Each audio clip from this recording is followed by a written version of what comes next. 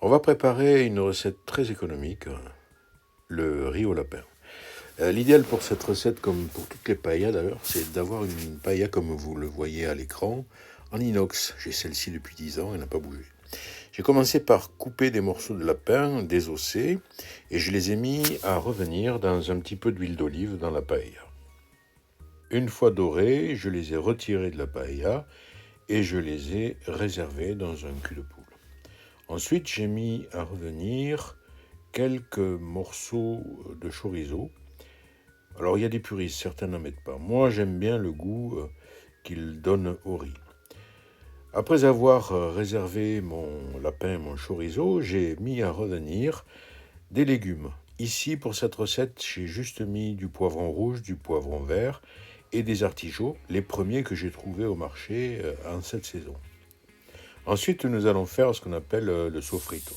J'ai haché de l'oignon, de l'ail, un petit peu de poivron rouge, un petit peu de poivron vert, et je les mets dans l'huile de friture avec les sucres de cuisson, et je les mets à revenir doucement à compoter.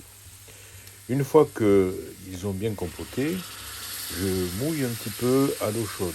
Cela va permettre de faire fondre l'oignon et il va se retrouver complètement intégré dans le riz qu'on verra par la suite. Et puis ça permettra d'obtenir ce qu'on appelle le socarrat. Le socarrat, c'est le riz qui accroche un petit peu à la poêle à la fin, qu'on aime bien gratter. Une fois que toute l'eau a été absorbée par l'oignon et l'ail, je rajoute un petit peu de tomate que je fais compoter doucement au milieu de la poêle. Et je mélange. Une fois que tout ça a bien compoté, je rajoute ma garniture de légumes et mon lapin et je vais mouiller avec du bouillon de poulet, du fond de poulet. Ici, il y a à peu près 1,5 litre pour une paella, vous voyez, qui est une paella pour 4 personnes. Voilà. Et puis c'est parti pour environ 20 minutes de cuisson. Je rajoute au bouillon un mélange de paprika et de safran. Je mélange bien et je décolle bien tous les sucs de cuisson qui sont au fond et je patiente jusqu'à ce que la viande cuise. Quand le bouillon sera terminé, il aura un petit peu réduit. Le bouillon a réduit, le lapin est cuit, on va rajouter le riz.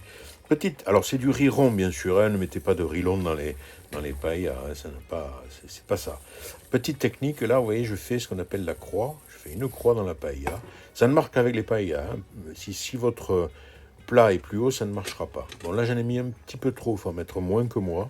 Si vous faites cette technique-là, ça remplace en fait la mesure. Vous savez, la mesure pour la paella, c'est 2 fois le volume d'eau par rapport au riz. En faisant comme ça marche aussi. Au bout d'à peu près 15 minutes de cuisson, notre riz est cuit. En tout cas, avec la plupart des riz, c'est le temps qu'il faut. Mais il n'est pas tout à fait fini de cuire. On va le couvrir. Là, vous voyez, j'ai mis une grille, puis un torchon et un papier journal, parce que sinon c'est toxique.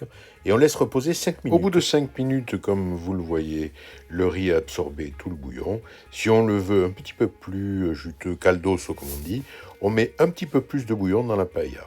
Et voilà le résultat. Et là, le riz est bien sec, tous les légumes sont cuits, et je vous souhaite un bon appétit.